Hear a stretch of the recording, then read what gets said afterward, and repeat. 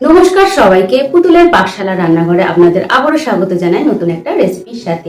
আজকে অন্য একটা রেসিপি আপনাদের সাথে শেয়ার করব। তো রেসিপিটা শেষ পর্যন্ত দেখতে থাকুন। রেসিপিটা ভালো লাগলে লাইক, শেয়ার, কমেন্ট অবশ্যই করবেন। অবশ্যই চ্যানেলটা সাবস্ক্রাইব করে পাশে থাকবেন। আপনার একটা লাইক, একটা কমেন্ট আমাকে মোটিভেট করে আরো নিত্য নতুন রেসিপি বানাবার জন্য।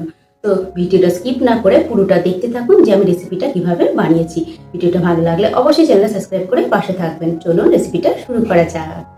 এক বাটির মতো নিয়ে নিয়েছি আটা, এক বাটি আটা আর এক বাটি ময়দা, দুটো সম পরিমাণে নিয়ে নিয়েছি। এতে দিয়ে দেবো আন্দাজ মতো নুন আর দেবো ভালো করে মিশিয়ে। এবার সমস্ত উপকরণগুলোকে ভালো করে মিশিয়ে নেব। মেশানো হয়ে গেলে এতে অল্প অল্প জল দিয়ে একটা ব্যাটার রেডি করব। যতটা জল লাগবে ততটাই জল দেবো, খুব ঘন করব না, একটু লিকুইড মতো মিডিয়াম একটা ব্যাটার তৈরি করব। প্রথমে এক বাটি জল দিলাম, তারপরে আরও এক বাটি জল দিয়েছি। এবার ভালো করে এটাকে মিশিয়ে দিচ্ছি। তো ভালো করে আমার মেশানো হয়ে গেছে, দেখতেই পাচ্ছেন এইরকম একটা লিকুইড তৈরি হয়েছে।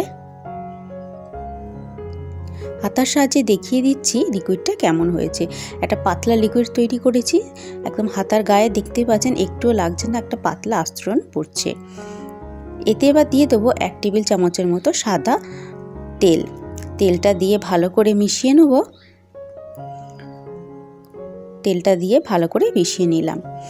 এবার পুরটা তৈরি করব, তার জন্য কড়াইতে দিয়ে দিলাম সাদা তেল।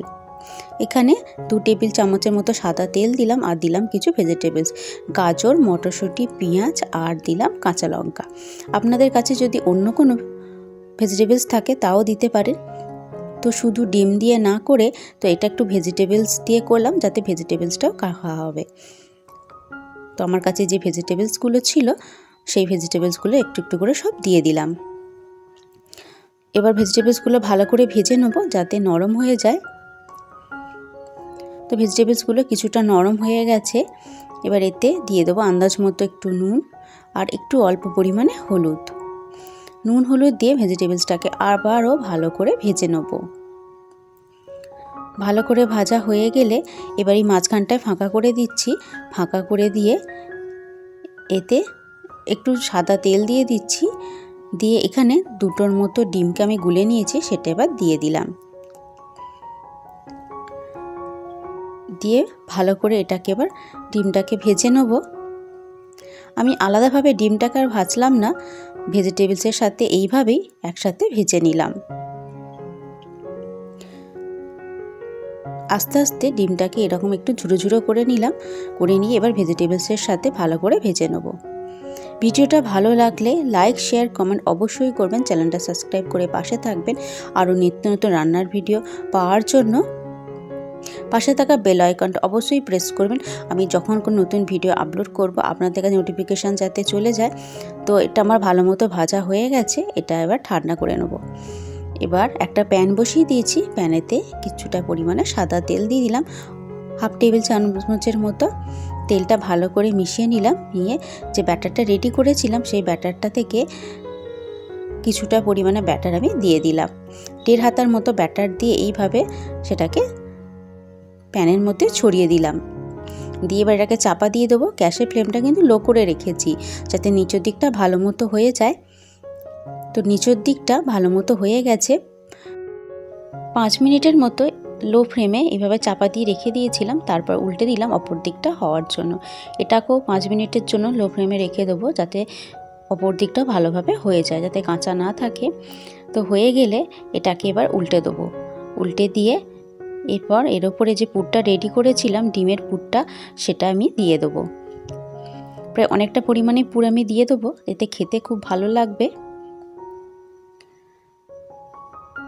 তো পুরটা আমি দিয়ে দিলাম। দিয়ে এবার এক সাইডে এইভাবে জড়ো করে দিচ্ছি, মানে মাঝখানটায় একটু জড়ো করে দিচ্ছি। দিয়ে এবার এটাকে বন্ধ করে দেবো। এইভাবে বন্ধ করে দেবো আর স্প্যাচুলার সাহায্যে এই ধারগুলোকে এইভাবে চেপে চেপে দেবো, তাতে মুখটাও বন্ধ হয়ে যাবে। তো এইভাবে আস্তে আস্তে এটাকে চেপে দিলে মুখটা বন্ধ হয়ে যাবে। এইভাবে উল্টে পাল্টে এটাকে ভেজে নেব। খুব কম সময়ে আর খুব তাড়াতাড়ি এটা তৈরি হয়ে যায়, খুব কম উপকরণে, খেতে কিন্তু অসম্ভব সুন্দর হয়। এইভাবেই সবগুলোকে ভেজে নেব। তো আমি এখানে অনেকগুলোকে ডিমের পরোটা দিয়ে ভেজে নিয়ে এসেছি, পুরভরা ডিম পরোটা। তো এইভাবে তৈরি করে নিতে পারেন সকালের ব্রেকফাস্টে বা বাচ্চাদের স্কুলের টিফিনের জন্যও দিতে পারেন, বাচ্চারা খেতে খুব পছন্দ করবে। তো রেসিপিটা কেমন লাগলো অবশ্যই কমেন্ট করে জানাবেন। ভালো লাগলে লাইক, শেয়ার, কমেন্ট, চ্যানেলটা সাবস্ক্রাইব করে পাশে থাকবেন। আরও নিত্য নতুন রান্নার ভিডিও পাওয়ার জন্য, ভিডিওটা দেখার জন্য অসংখ্য ধন্যবাদ।